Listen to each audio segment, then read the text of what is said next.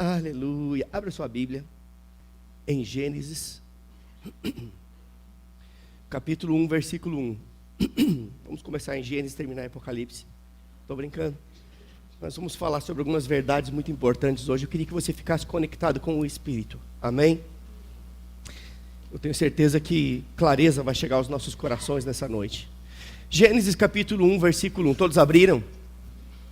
Diz o seguinte: no princípio criou Deus os céus e a terra. Ponto. No princípio. Que princípio é esse? É no princípio quando nada existia, mas Deus já existia. Deus existia antes de todas as coisas existirem, e tudo veio a existir por causa dele. No princípio criou Deus os céus e a terra. No versículo 2 diz: e a terra era sem forma e vazia, e o Espírito de Deus pairava ou se movia sobre a face das águas. Eu quero que você entenda que no primeiro versículo diz: no princípio criou Deus os céus e a terra. O seu pai é bom? Diga: meu pai é bom. Deus, ele é perfeito. Não há imperfeição em Deus. Deus é um Deus perfeito. E um Deus perfeito não poderia criar coisas imperfeitas. Está comigo? Amém? Um Deus que é bom, um Deus que é perfeito, ele não criaria coisas pela metade. Deus não faz nada pela metade. Deus faz tudo pleno, completo, por inteiro. Amém? Porque Deus é bom. Esse é o caráter de Deus. Mas é interessante que no versículo 2 diz o seguinte: e a terra era sem forma e vazia, e o Espírito de Deus se movia, pairava, chocava, estava, permanecia sobre a face das águas. É interessante que essas duas palavras, ou a primeira palavra, era, quando nós vamos estudar ela lá no original, significa tornou-se. Diga: tornou-se. Então eu poderia dizer que a terra tornou-se sem forma e vazia. Se ela se tornou, é porque antes não era. Você está comigo? Sem forma e vazia. A palavra vazia é a palavra tohu. A palavra hebraica tohu. T-O-H-U. Tohu. Que significa um caos em situação caótica, uma desordem sem propósito, algo sem sentido algum, uma desorganização total.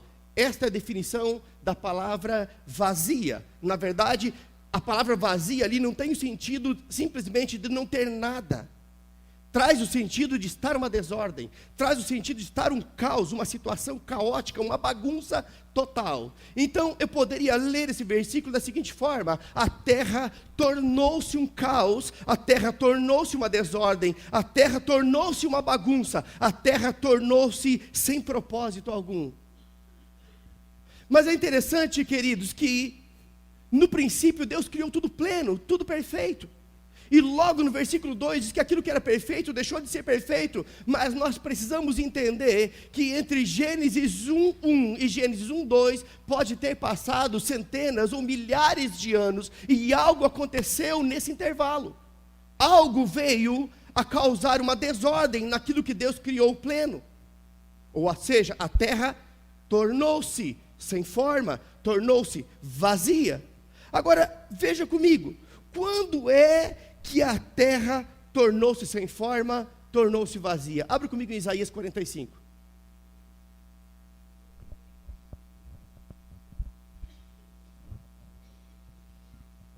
Quando foi que a criação perfeita de Deus se tornou em uma situação caótica?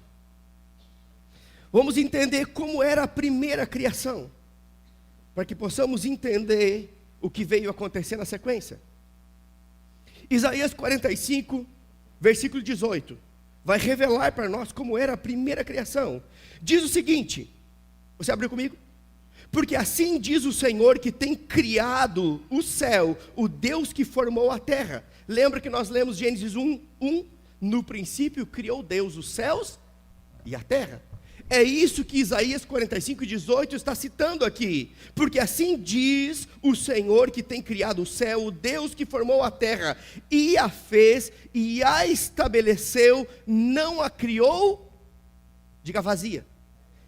Não a criou um caos, não a criou tohu, é a palavra no hebraico. Ele não a criou sem propósito, ele não a criou uma desordem, ele não a criou uma bagunça, ele não a criou em uma situação caótica. Está falando aqui de Gênesis capítulo 1, versículo 1.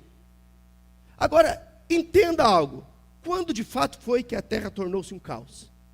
Quando foi que a terra, que na sua primeira criação, veio a ser criada de forma plena, perfeita, deixou de ser perfeita e deixou de ser plena, e tornou-se uma bagunça? Abra comigo em Isaías 14, versículo 12, e você vai entender, porque Isaías 14, 12, você pode ouvir, anote aí, depois você leia na sua casa, mas Isaías 14, 12 diz o seguinte, diz que Lúcifer, ele foi banido dos céus, ele foi expulso dos céus. Por que é que Lúcifer foi banido dos céus? Porque ele quis ser semelhante ao Altíssimo. Ele não quis ser maior do que Deus, ele quis ser semelhante a Deus, parecido com Deus. Nesse momento, queridos, não havia ainda a criação do homem, o homem ainda não havia sido formado. Mas Lúcifer era um querubim ungido, ele era um anjo de luz. A Bíblia diz que ele estava na presença de Deus, mas ele desejou ser semelhante a Deus. E por ele querer ser aquilo que Deus não projetou ele para ser, ele se rebelou e ele foi banido dos céus. Agora, Lúcifer quis ser semelhante ao... É interessante que Gênesis 1:26 diz que eu e você fomos feitos à imagem e à semelhança de Deus. Ou seja, Lúcifer quis ser o que você é. Ele desejou ser o que você é. Ele foi banido dos céus, porque entrou em rebelião. Eu fico imaginando, queridos, que nesse momento, Deus estava projetando o homem. A Bíblia não diz isso, mas eu posso conjecturar. O homem ainda não havia sido formado, e eu fico imaginando que Deus já estava idealizando a criação de alguém semelhante a ele. E eu fico imaginando que Lúcifer talvez ouviu um zum zum por aí. Ei, Deus está projetando fazer alguém semelhante a ele, mas eu quero ser. E ele quis ser, se rebelou, e a Bíblia diz que ele foi banido dos céus. É interessante, queridos, que lá em Ezequiel 28, 17 e 18, diz que ao ser banido dos céus, ele tornou-se em cinzas sobre a terra.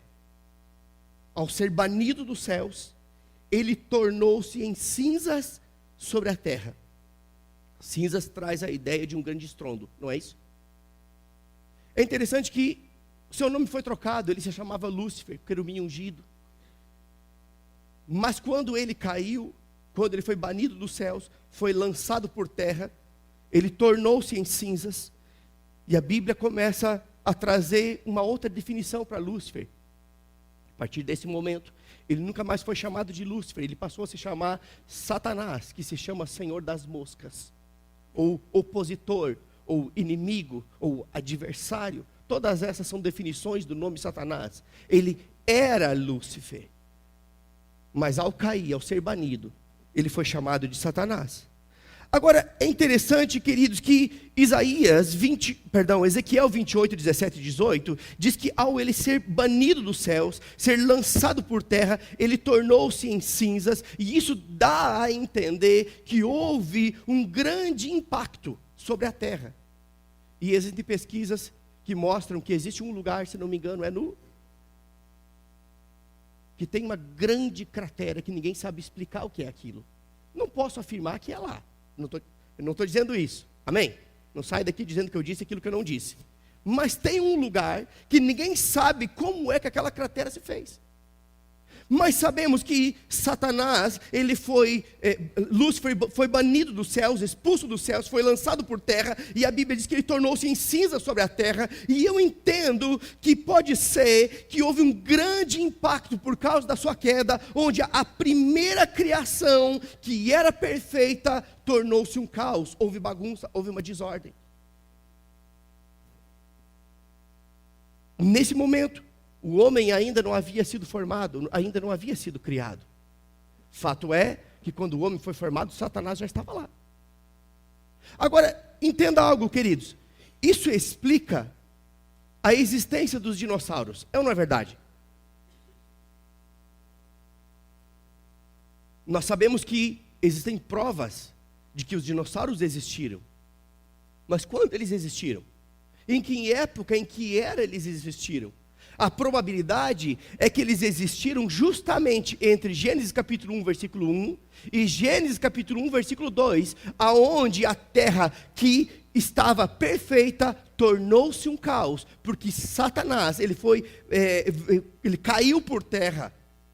Houve então esse grande impacto e a extinção da vida sobre a terra. Os dinossauros foram extintos. E você tem dúvida de que dinossauros existiram? Eles existiram, gente. As ossadas estão por aí. Nós não podemos negar isso. É ou não é verdade? Então a probabilidade é que isso aconteceu nesse momento. Mas é interessante, queridos, que a Bíblia diz que o Espírito de Deus, ele pairava, ele se movia, ele chocava, ele permanecia sobre a terra que estava um caos, estava problemática, estava bagunçada, estava sem propósito. Mas deixe-me dizer algo para você, queridos. Se o Espírito de Deus permanecia sobre a terra, quando a terra estava uma desordem, ele permanecia ali com um propósito. Deus Pai, a palavra e o Espírito, nesse momento, eles são um. E o Espírito de Deus, ele sabia exatamente que um Deus que é perfeito, não deixaria sua criação, que era perfeita, permanecer numa desordem. E então ele estava ali aguardando que Deus liberasse uma palavra de ordem, que Deus liberasse uma palavra, para que aquilo que estava uma desordem, se tornasse novamente em perfeição. Pode ser, queridos, que a minha vida e a sua vida represente hoje esta terra. Nós fomos feitos do pó da terra, a Bíblia diz isso. Nós fomos feitos à imagem, à semelhança de Deus, mas o nosso corpo, ele foi formado do pó da terra. Ou seja, pode ser que a terra hoje, que esteja um caos, uma bagunça, seja você. Nesse momento da história, Satanás, ele foi banido dos céus, ele foi lançado naquela terra, a bagunça aconteceu, mas em algum momento da nossa vida pode ser que nós demos uma brecha, pode ser que nós abrimos um precedente, pode ser que nós pisamos na bola, e Satanás, ele não pede licença, ele chega rachando, ele chega rasgando, e muitas vezes a nossa vida que está perfeita, se torna um caos, e nós perguntamos: Deus, por que isso aconteceu? Quando nós devíamos perguntar para nós mesmos: por que é que eu deixei isso acontecer? Quando Satanás ele entra em um lugar, bagunça chega, desordem chega. Mas é interessante, queridos, que da mesma forma que o Espírito de Deus se movia sobre a face das águas, sobre a primeira criação, sobre a terra, que agora estava uma bagunça, da mesma forma, o Espírito de Deus, ele habita em nós. A Bíblia diz que ele se move em nós com gemidos inexprimíveis. O Espírito Santo de Deus, ele habita em nós. Aleluia. Sabe o que o Espírito Santo está fazendo? Esperando que eu e você, como Deus, falemos algo, para mudar aquela realidade, para mudar aquela situação. Acompanha comigo Gênesis capítulo 1, versículo 3. Gênesis 1, 3 diz o seguinte: e disse Deus, haja luz. E a sequência do texto diz o quê? E houve. É interessante que não tem firula, não tem rodeio. Deus disse, haja luz. Houve uma reunião dos anjos, eles foram jejuar. Não, Deus disse, haja luz, houve luz. Quando Deus fala, o natural é que aquilo que Deus fala aconteça. Ah, mas como Deus fala hoje? Deus fala na sua palavra. Se na palavra está escrito que verdadeiramente Ele levou sobre si todas as nossas dores e enfermidades, Ele levou, Ele não vai levar. Não é um dia quando Ele acordar de bom humor, já aconteceu. Amém? E Deus disse, haja luz, simplesmente houve luz. É interessante, queridos, que antes de Deus criar o homem, por 7 vezes Deus disse algo. Deus está reorganizando as coisas. Deus está pondo ordem na bagunça. É interessante que quando Deus liberou a palavra, aquilo que era um caos se tornou Éden.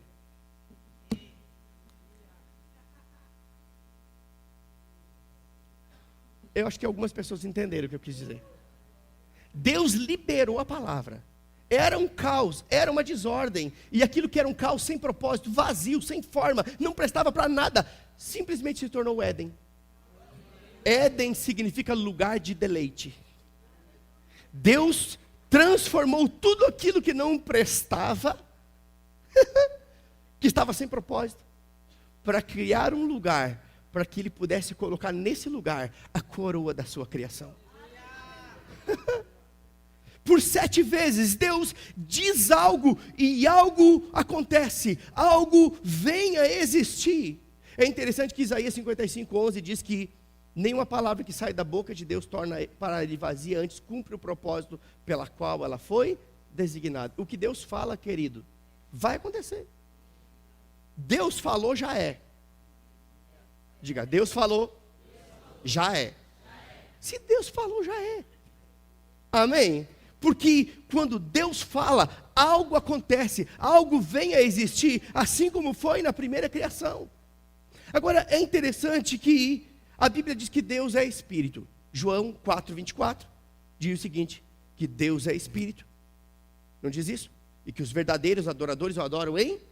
Mas não estou falando sobre adoração, eu quero falar que Deus é Espírito. Diga, Deus é Espírito. Deus é Espírito. É interessante que um Deus que é Espírito lançou uma palavra sobre a terra que era natural. A terra é algo natural, a terra não é algo espiritual. Existe uma atmosfera espiritual, mas naquele momento, um Deus que é Espírito liberou uma palavra sobre algo que era natural, e algo aconteceu, algo veio à existência. Isso me deixa claro, esse texto deixa claro, queridos, que o natural, ele vai ter que se render ao espiritual, o natural vai ter que se submeter ao espiritual. Deus é Espírito, Deus disse, haja e houve, produza e produziu, aconteça e aconteceu. Deus que é Espírito, liberou a palavra, e o natural se submeteu, e o natural obedeceu, e o natural teve que se render. Amém? Aleluia. Sabe, queridos, eu acho interessante que Jesus disse algo muito poderoso. Ele disse que só fazia o que via o Pai fazer. Jesus disse isso. Eu só faço o que eu vejo meu Pai fazer. Talvez você diga, mas como Jesus viu o Pai fazer? Em que momento Jesus viu o Pai fazer? João capítulo 1 diz que no princípio era o Verbo. O Verbo estava com Deus. O Verbo era Deus. Tudo veio a existir por causa dele. Sem ele nada do que foi feito se fez. Ou seja, o Verbo é Jesus. É o Verbo que em João capítulo 1 versículo 14 se fez carne. Amém? Ele viu o Pai fazer, ele estava envolvido com aquilo. É interessante, queridos, que esse Jesus que só fazia aquilo que viu o Pai fazer, ele toma as mesmas atitudes que o seu Pai. Amém? Abra comigo sua Bíblia, Marcos capítulo 11.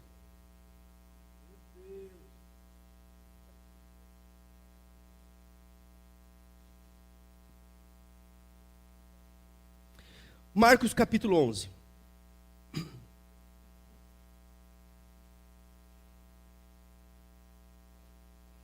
O que está acontecendo aqui? Deixa eu colocar você a par da história. Jesus manda buscar um jumentinho zerado, 0 bala.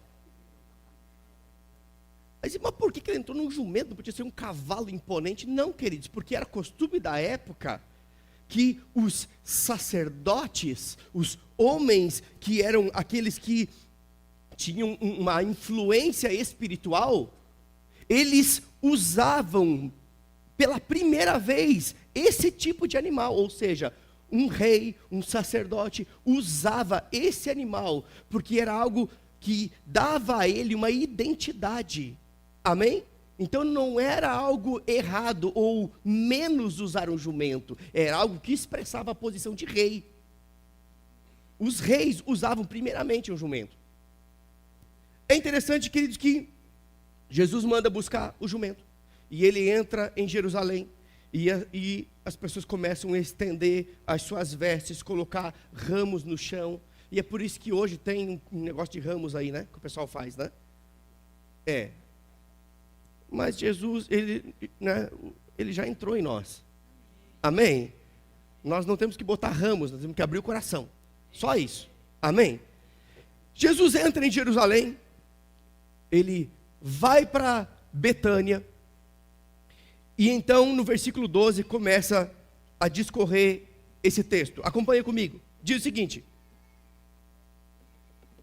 no dia seguinte, quando saíram de Betânia, teve fome. E vendo de longe uma figueira com folhas, foi ver se nela porventura acharia alguma coisa. Aproximando-se dela, nada achou senão folhas.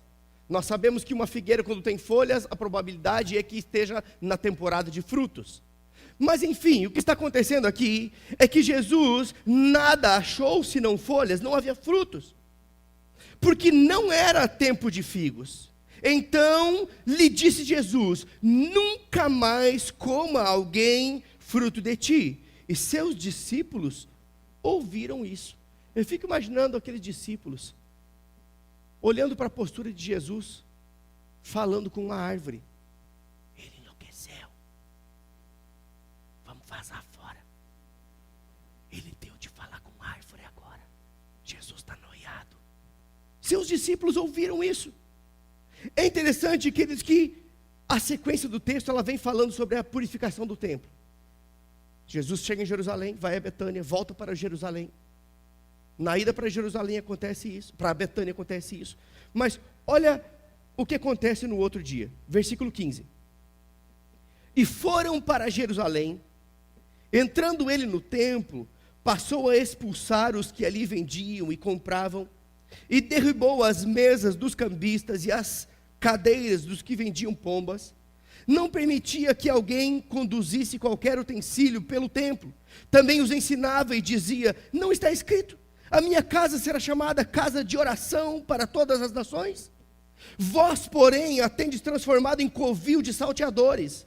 E os principais dos sacerdotes e escribas ouviam estas coisas e procuravam um modo de lhe tirar a vida, pois o temiam, porque toda a multidão se maravilhava de sua doutrina. E vindo à tarde, saíram da cidade, e passando pela manhã, viram que a figueira secara desde a raiz. Então Pedro, lembrando-se, falou: mestre, eis que a figueira que amaldiçoaste secou. Ao que Jesus lhes disse: tendes fé em Deus, moço? Ou tenha a fé do tipo de Deus, seria a versão mais apropriada. Tenha fé em Deus, seu moço. Porque em verdade vos afirmo que se alguém disser, falar, declarar, o que Deus fez quando a terra estava um caos? Disse. Se alguém disser a este monte: ergue-te e lança-te no mar, e não duvidar em seu coração, mas crer que se fará o que se diz, assim será com ele.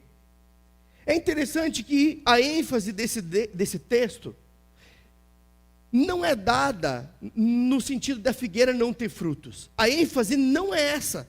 A ênfase desse texto está no poder daquilo que Jesus disse.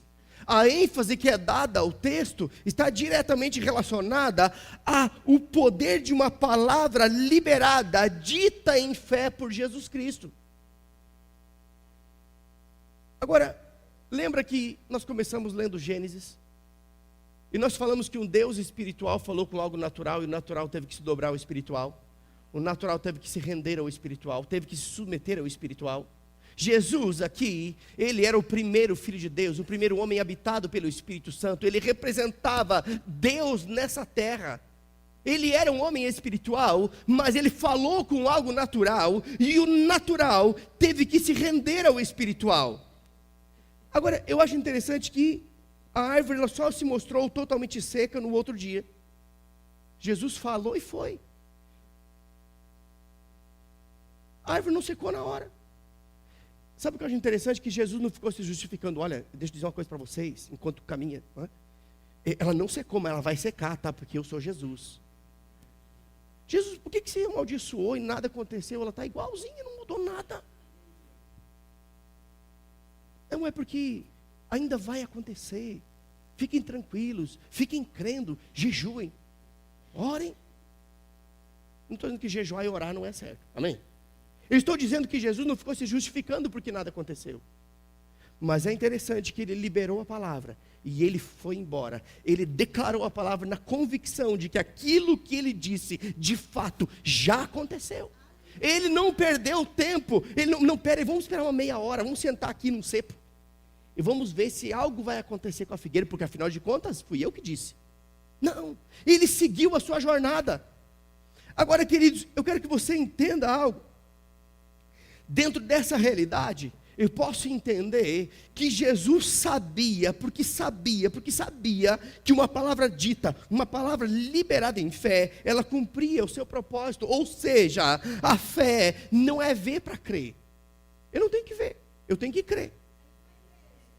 A fé de Tomé tem que ver para crer. Se eu não ver os buracos dos cravos, eu não crerei. Tem muita gente assim que está querendo ver para crer, mas isso não é fé. Fé é você crer, e porque você crê, então você vai ver. Amém? Aleluia. Agora, queridos, eu quero que você entenda que Jesus aqui, ele era o primeiro, o unigênito Filho de Deus. Na verdade não havia outro. Ele era o primeiro homem habitado pelo Espírito Santo. Depois de Adão, ninguém mais foi habitado pelo Espírito Santo. Então vem Jesus, o Filho de Deus, o Verbo que se fez carne, e nós vimos a sua glória como a glória do unigênito do Pai. Ele era o tabernáculo do Espírito Santo que se movia por sobre essa terra. Ele era o Filho de Deus. Mas eu pergunto para você, o que você é? Diga, Filho de Deus. Pois todos quantos o receberam, Deus deu a eles o direito, o poder de se tornarem filhos de Deus.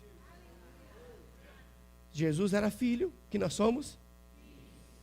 Jesus era habitado pelo Espírito Santo, que você é? Habitado pelo Espírito Santo. Amém, queridos? Então, dentro dessa realidade, nós precisamos entender que havia uma autoridade delegada a Jesus. Mateus, capítulo 28, 18, diz que toda a autoridade no céu espiritual e na terra natural foi dada a Jesus. Jesus disse isso: toda a autoridade me foi dada no céu e na terra. Mas é interessante que no verso 19 ele diz: portanto, agora é a vez de vocês, vão. Jesus recebeu a autoridade no reino espiritual, sobre os céus. Jesus recebeu a autoridade sobre a terra. E ele disse: agora você é a bola da vez. A igreja é a bola da vez. Portanto, vão, porque assim como eu fiz, vocês farão. E digo mais, farão ainda obras maiores.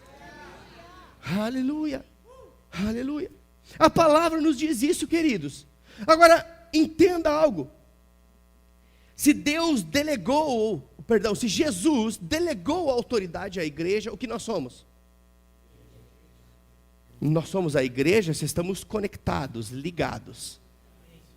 Amém? Existe uma mentira de Satanás por aí rodando. Ele diz: não, eu sou a igreja. A Bíblia não diz isso, queridos. A Bíblia diz que nós somos a igreja. Você é o templo do Espírito Santo. Você não é a igreja. Nós somos a igreja. Então, você deslocado, solto, sendo um turista, você não é igreja. Você é templo. Igreja fala de eclésia, de reunião de santos. E a autoridade foi dada à igreja. Amém? Aleluia. Então percebemos aqui que a autoridade foi delegada. Agora, é interessante, queridos, que eu me lembro um tempo que eu falava com o prédio. muitos me criticaram por dentro. Sabe o que é criticar por dentro? É não falar com a boca, mas por dentro, ele está louco. Fique tranquilo, quando eu imagino os discípulos, Jesus enlouqueceu, está falando com árvore.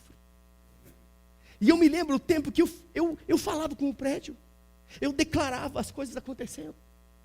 E muitos, eles me criticavam sim, porque pensavam que eu estava louco, mas pensaram que Jesus também estava, e eu só faço o que eu vi Jesus fazer. Jesus só fazia o que viu o Pai, eu só faço o que eu vi Jesus. Amém?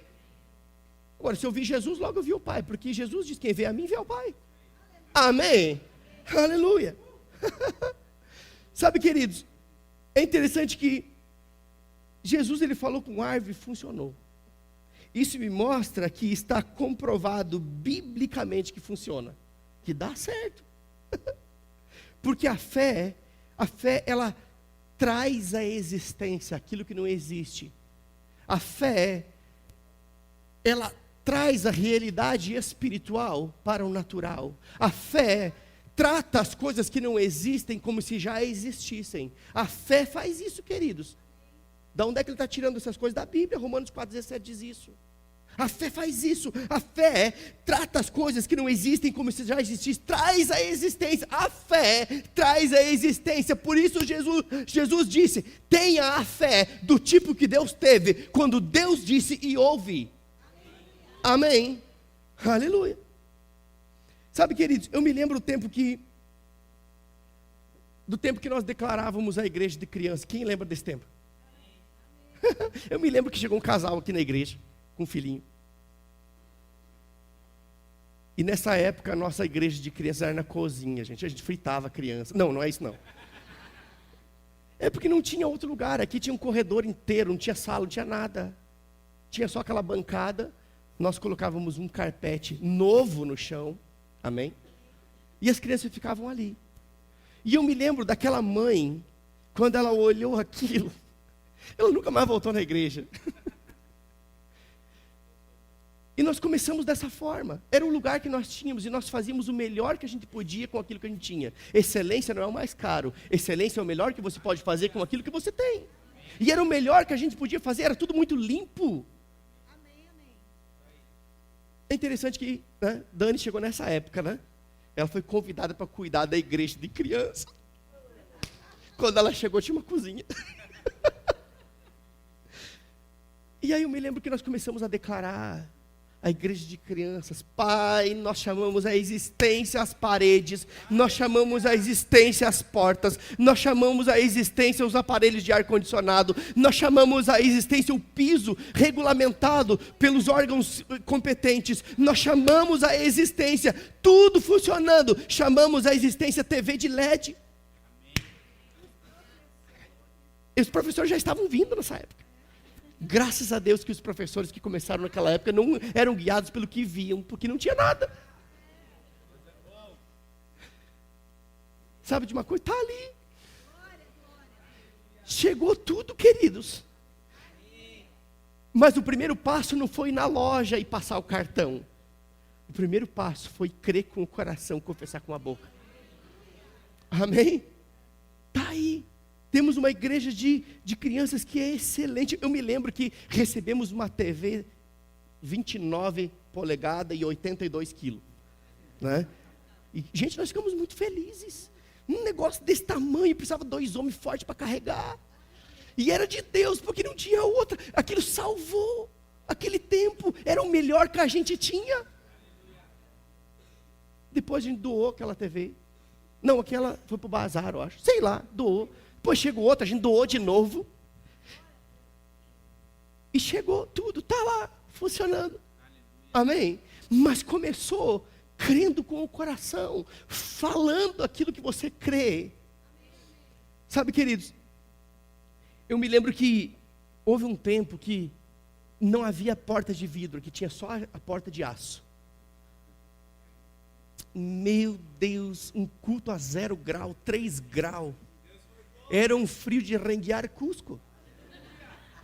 Mas barbaridade, estava de trincar. E eu me lembro que você só via o povo assim, batendo o pezinho no chão. E eu achava, eles estão no espírito. Não, era frio purinho. Eu me lembro que veio uma senhora e disse assim: olha, eu não posso mais vir na igreja, eu não suporto o frio. Ele vem vindo por baixo. Quando chega aqui na coluna, eu não dou conta mais. E nós começamos a declarar: Pai, nós chamamos a existência. Queridos, a fé é simples. Talvez você veja tudo isso hoje pronto, você não tem noção de como as coisas começaram. E nós começamos a declarar uma porta, uma porta. A nossa fé naquela época era para uma porta. Começamos a declarar a porta e a porta veio e ela chegou. Sabe, queridos, mas aí nós criamos um outro problema porque chegou o verão. E eu me lembro que tínhamos cultos aqui com 35, 38 graus de noite. E o povo não lia a Bíblia era ventilador. Nós compramos 2 bitelos desse tamanho, colocávamos um em cada canto, parecia uma hélice de helicóptero, gente. Ninguém ouvia o pastor pregando, só ouvia aquele... Era um negócio... Eu costumo dizer lá em casa que no inferno vai ter liquidificador, vai ter assim, chamas ardentes, liquidificadores e ventiladores pendurados, porque aquele barulho era infernal. Gente, estou brincando, tá bom? Mas eu me lembro que era aquele vento, e quem sentava perto, as folhas de Bíblia ficavam, né? Voando tudo, era papelinho, poeira voando, era um negócio sinistro, gente. O povo não suportava. Eu me lembro que pessoas saíam mal aqui da igreja, iam lá para fora pegar um arzinho. Quem lembra disso? As pessoas se levantavam no meio do culto e falavam: fulano está indo embora, no mínimo eu falei alguma coisa errada. Não, ela estava só pegando um vento. Não tinha gente passando mal aqui. Não era demônio, era mal-estar. Sabe, queridos, é interessante que depois desse tempo, esse tempo começou no inverno retrasado. Chegou o inverno e nós começamos a declarar os ar-condicionados. Quantos lembram disso? Quantos creem comigo? E o pessoal diz: amém! Quantos já estão vendo? E o pessoal: oh glória, eu já estou. E eu já estou até sentindo ventinho. Está percebendo? A Bíblia diz que como você vê no seu coração, assim será.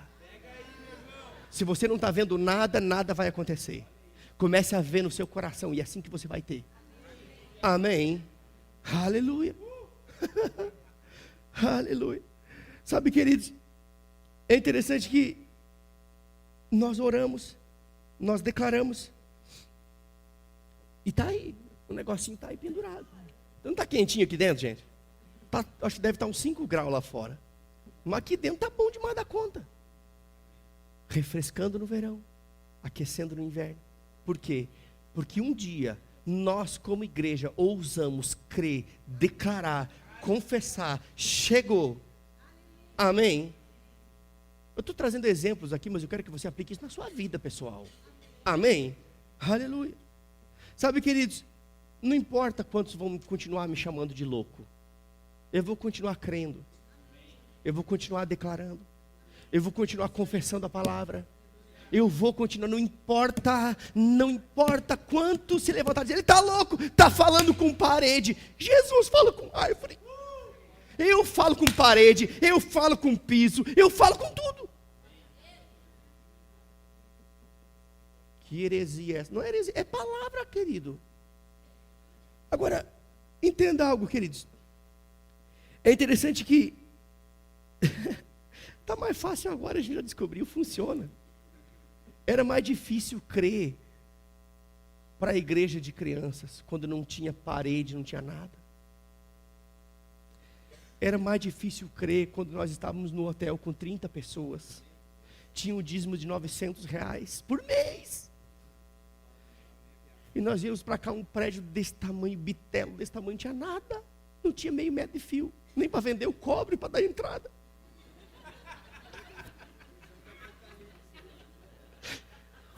Gente, era isso, era a visão do Apocalipse. Mas nós ousamos crer. Ouse crer, ouse confessar, e você vai experimentar os milagres de Deus. Ah, mas isso é muito grande. Se for pequeno, você faz com o seu braço, mas se for grande, é Ele. Aleluia. Aleluia. Sabe, queridos, nós temos um alvo próximo agora. Nosso próximo alvo é botar piso na igreja inteirinha. Fazer todas as rampas de acessibilidade, fazer banheiro especial. Eu já vi tudo pronto. Oh, talvez você diga, mas para que botar piso? Está tão bonito. É porque não é você que limpa. 700 metros de piso desse jeito. Se você quiser doar um dia do seu para vir limpar a igreja, a gente recebe. Você vai ser o primeiro a crer com a gente. Amém? Aleluia. Temos um alvo, queridos. Vamos colocar. Você vai entrar em agosto vendo o piso colocado, as rampas prontas, os banheiros prontos. Aleluia. Sabe por quê? Porque nós não queremos limitar o acesso das pessoas. Amém? Não queremos. A igreja é o lugar apropriado para vir todo tipo de pessoas. Atletas e cadeirantes. Aleluia. Glória a Deus. Sabe, queridos, talvez alguns pensem, mas para que ficar gastando dinheiro, poderia investir esse dinheiro em missões. Sabe de uma coisa? Nós já investimos em missões antes do seu pastor receber o primeiro salário dele. Antes de eu receber o meu primeiro salário da igreja, nós já sustentávamos uma família missionária que está lá em Portugal. Por que não transforma isso em cesta básica? Sabe de uma coisa? Que nós já temos feito isso há muito tempo. Tem sobrado a ponto da gente poder assistir outras instituições. Não vai faltar, vai sobrar. Amém? Aleluia. Agora, querido, quero que você entenda algo. Oh, meu Deus.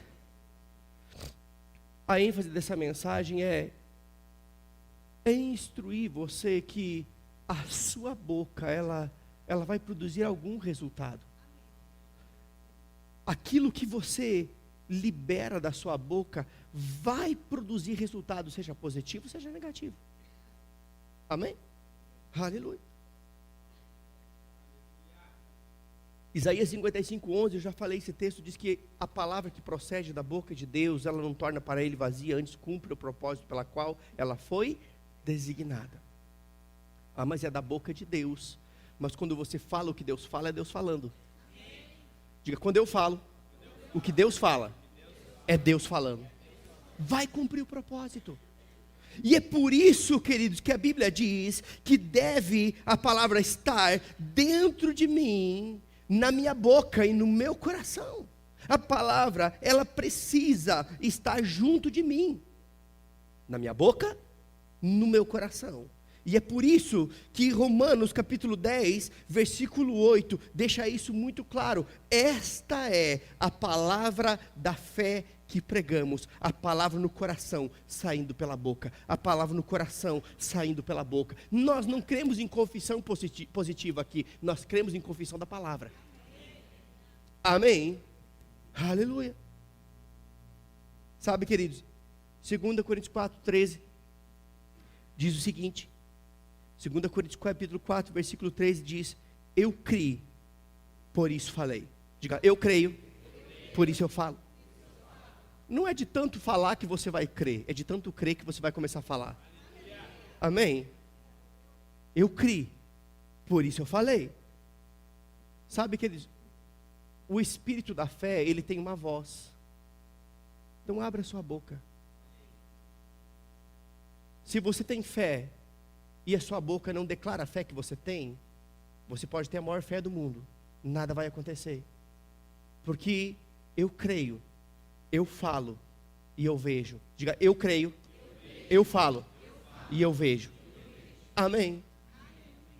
Agora, o que é que de fato nós vamos declarar? O que é que nós vamos falar? Deus tem compromisso em cumprir aquilo que Ele já falou, não aquilo que você fala por conta própria.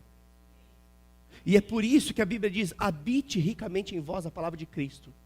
Se abasteça da palavra. Encha o bom depósito do seu coração da palavra de Deus. Porque o homem bom, ele tira do bom depósito do seu coração coisas boas. Só pode sair aquilo que antes entrou. Ou seja, se a palavra está em você, quando você declara aquilo que Deus disse, Deus pega a sua palavra e diz: ei, eu preciso cumpri-la porque eu velo pela minha palavra para a cumprir. Amém? Deus tem compromisso com a sua palavra, queridos. Agora, veja bem, palavras, elas são resultados de pensamentos. Primeiro pensamos, depois falamos. Palavras, elas são apenas o resultado daquilo que nós pensamos. Nós primeiro pensamos, depois nós falamos. E existe um dito popular que diz: falei sem pensar. Quem já ouviu isso? Não existe isso, queridos. Não existe falar sem pensar. Porque antes de sair pela sua boca, tem que passar pela sua mente. O que pode acontecer é que você não deu tempo de refletir naquilo que você pensou. E por isso falou sem refletir, mas não sem pensar. Você entendeu que é diferente? Refletir é uma coisa, pensar é outra. Você fala o que você pensa. Então quando você diz: eu falei sem pensar, saiu. Não, você só não refletiu. Porque se você refletisse, você ia passar na peneira. Isso produz vida, eu libero. Isso produz morte, não. Isso edifica, sim. Isso mata, não. Amém? Então, queridos, lembra de uma coisa: palavras, elas são resultados de pensamentos. Agora, se pensamentos geram palavras, palavras, elas vão gerar atitudes. E atitudes se tornam hábitos. Pensamentos geram palavras, que se tornam atitudes, que se tornam em hábitos. Se os seus hábitos, eles não estão alinhados com a palavra, é porque o seu pensamento está errado. Porque o pensamento certo gera palavras certas, que geram atitudes certas, que geram hábitos certos. Amém?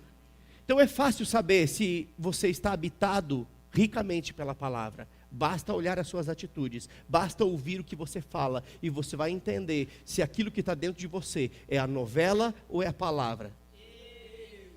Sabe, queridos, Filipenses capítulo 4, versículo 8, abra comigo, nós já estamos praticamente encerrando, mas eu quero ensinar você. Filipenses 4, 8 vai nos ensinar o que nós devemos pensar. Sabe que eu amo tanto o Senhor, porque o Senhor, Ele nos ensina tudo, até o que pensar, gente. Pense num negócio bom. Deus é tão bom, mas é tão bom, mas é tão bom, que Ele até nos ensina o que pensar.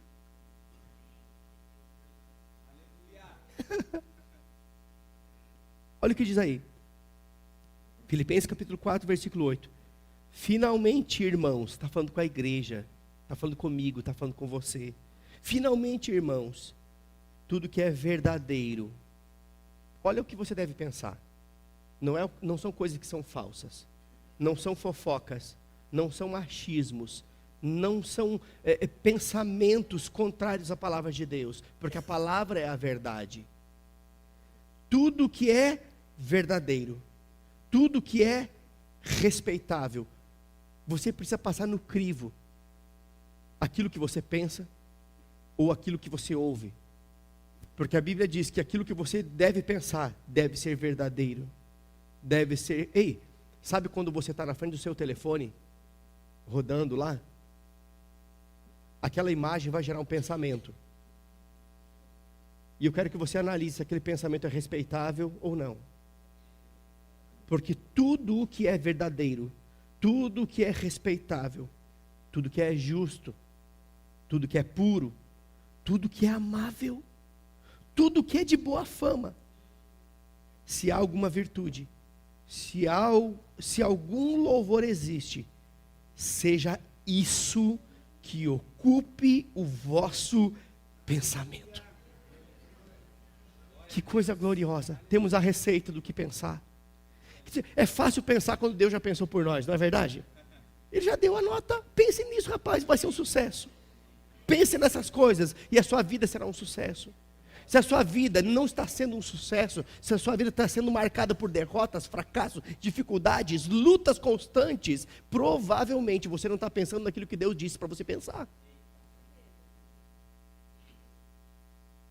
Sabe o que é isso? Pensar nessas coisas é renovar a mente.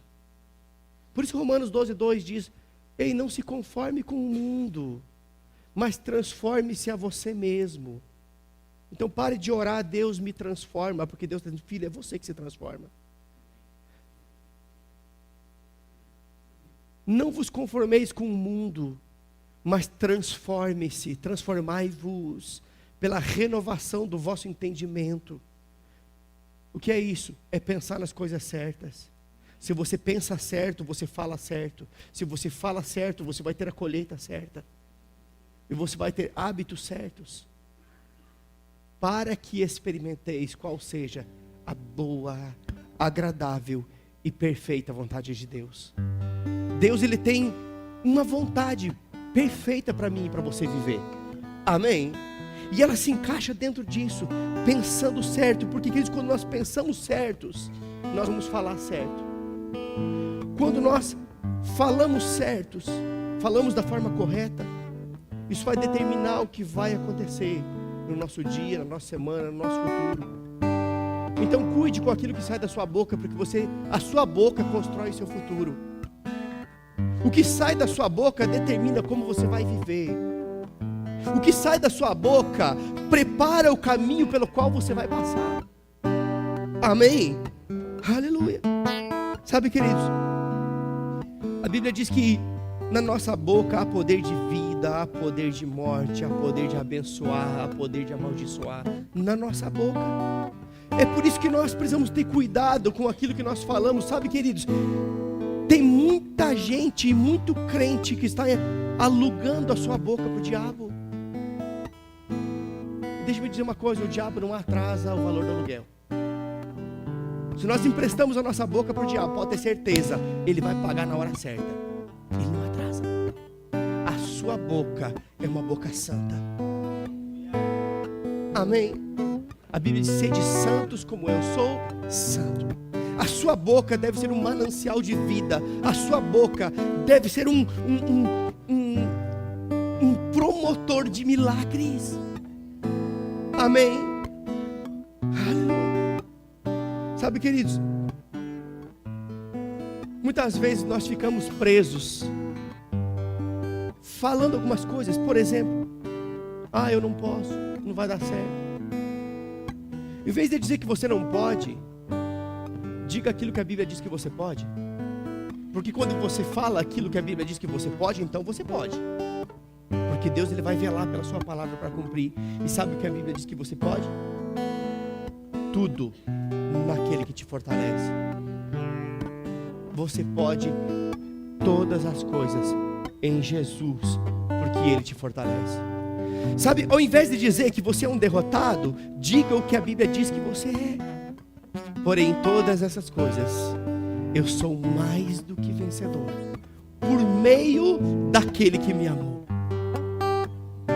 Ao invés de declarar, ou ficar falando de crise, sabe, queridos, eu sei que crise, ela existe. A fé não nega a realidade. A nossa fé é uma fé equilibrada. Mas sabe que quanto mais nós emprestamos a nossa boca para falar de crise, mais a crise se estabelece.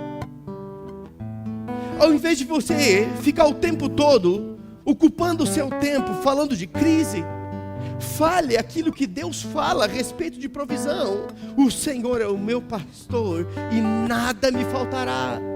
Se o mundo está em crise, tudo bem, eu estou nesse mundo, mas eu tenho uma aliança com Deus, e Ele me disse isso. Deus disse, Deus vela pela sua palavra para cumprir. Não faltará nada, antes sobrará, porque Ele é fiel para suprir todas as minhas necessidades em glória, por meio de Cristo Jesus.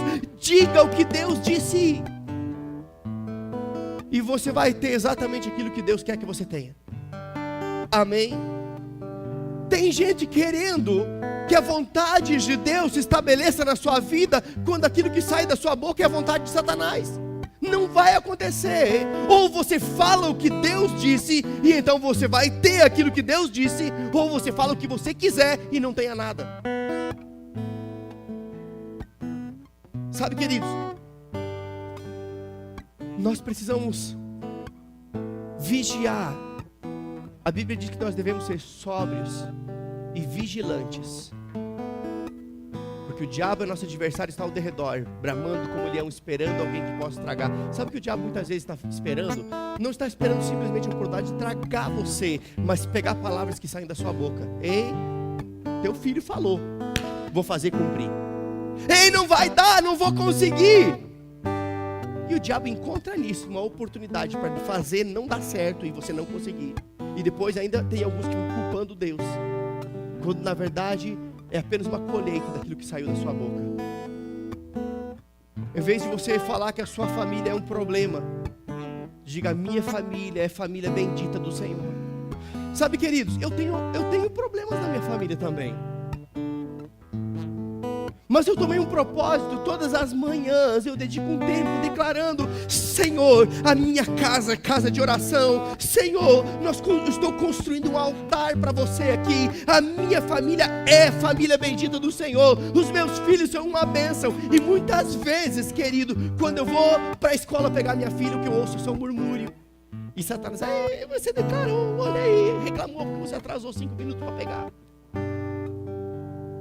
Isso não muda a minha linguagem. A minha família é família bendita do Senhor. Sabe por quê? Porque a Bíblia diz isso. Em ti serão benditas todas as famílias da terra.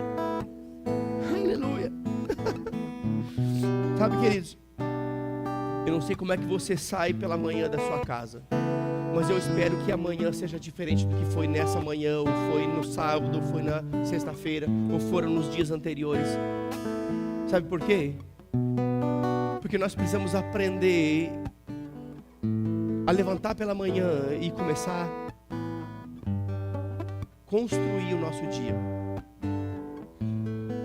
preparar o nosso dia, agradecer ao Senhor, porque aquele é o dia que o Senhor fez para você.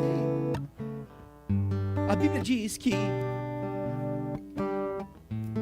um coração grato gera um ambiente de milagres.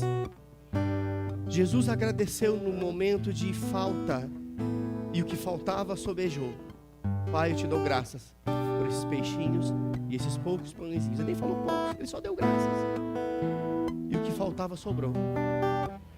Sabe de uma coisa? Quando você sair pela manhã, não saia reclamando porque o seu salário não é aquilo que você desejava. Não saia reclamando porque alguma coisa que você desejava não aconteceu. Saia declarando o seu dia, preparando o caminho pelo qual você vai passar, sendo grato ao Senhor. Pai, eu te dou graças porque esse é o dia que o Senhor fez para mim. E nesse dia eu decido me alegrar no Senhor, porque a alegria do Senhor é minha força. Amém? Aleluia. Sabe, queridos, eu não sei quanto a você, mas eu quero ter uma boa colheita. Mas para ter boa colheita eu preciso lançar boas sementes. Eu não posso ter as colheitas certas lançando sementes erradas. Não há como colher bênção semeando maldição. Não há como colher a bênção de Deus quando da nossa boca saem palavras que desconstroem, que amaldiçoam, que denigrem, que puxam para baixo. O que você semear, isso também ceifará. Sabe que esse versículo não está falando de dinheiro? Gálatas diz isso. Tudo que o homem semear, isto também ceifará. Gálatas não está falando de dinheiro, está falando também de dinheiro. Se você semeia dinheiro, você vai colher. Mas tem gente semeando palavras negativas e esperando colher bênçãos. Querido, não vai acontecer. É porque Deus não quer, não. É porque Deus nos deu a receita. Produz vida, tem virtude, boa fama. Sejam essas coisas que ocupem o vosso pensamento. Porque se ocupar o vosso pensamento, também vai sair da sua boca. E se sair da sua boca, também vai produzir vida. E sabe de uma coisa? Quando nós lançamos as sementes certas, nós precisamos regá-las. Nós não podemos lançar uma semente e simplesmente deixar ao léu. Uma semente precisa ser regada. Nós regamos as nossas sementes com fé e oração.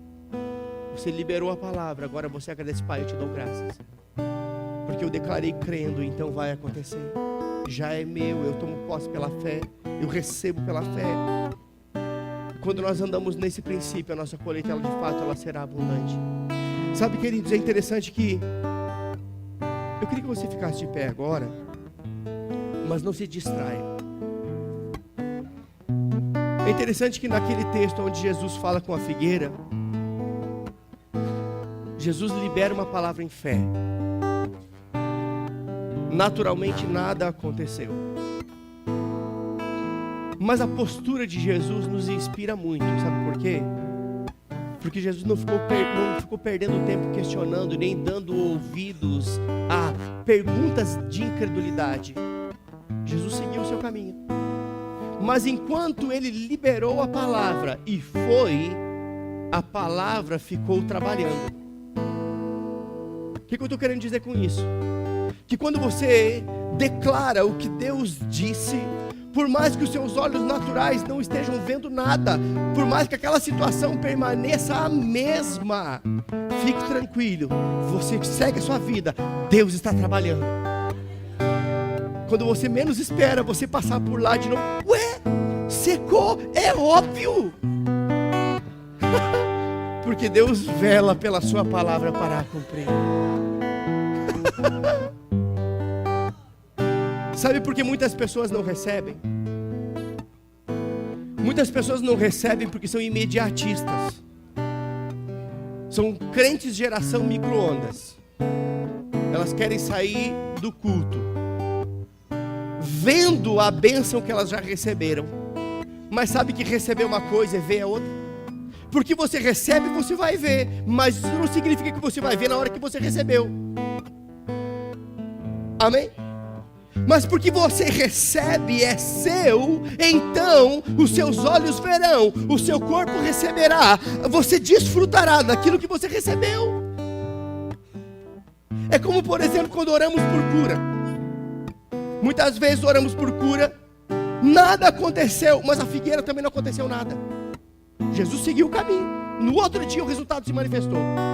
Sabe de uma coisa? A Bíblia diz que haviam 10 leprosos. E eles disseram: Jesus, tem compaixão de nós. E Jesus disse: ei, pode ir se apresentar para os sacerdotes. Significa que os sacerdotes iriam julgar se eles estavam curados ou não para entrar no convívio. Mas é interessante que eles estavam leprosos. Leprosos caem os pedaços, não tem orelha, não tem dedo, cai os pedaços do corpo, apodrece. 10 leprosos estavam ali. E Jesus disse: ei, pode ir. E a Bíblia diz que enquanto eles iam, eles foram sendo curados. Eu fico imaginando que um olhava para o outro: olha, não mudou nada não, mas foi ele que falou. Nós ouvimos os boatos acerca desse Jesus aí. O que ele fez deu resultado na vida do outro. Então eu creio que vai trazer resultado na minha vida. Eu estou aqui ainda do mesmo jeito. Está faltando dedo, está faltando orelha, mas vamos lá, vamos fazer o que ele disse. Ei, faça o que Deus disse. Em um determinado momento, eu fico imaginando que um olha para o outro e diz: rapaz, você não tinha nariz, eu estou vendo o nariz em você.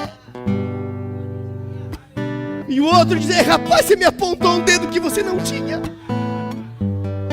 Enquanto eles iam permanecendo em fé naquilo que Jesus disse, o milagre se manifestou. Sabe de uma coisa? Quando você diz o que Deus disse, mesmo que os seus olhos não vejam, mesmo que você não toque, enquanto você vai, a semente da palavra, ela está germinando, ela está frutificando. Regue elas com fé, regue elas com oração, e você vai colher os frutos certos. Aleluia. Feche seus olhos.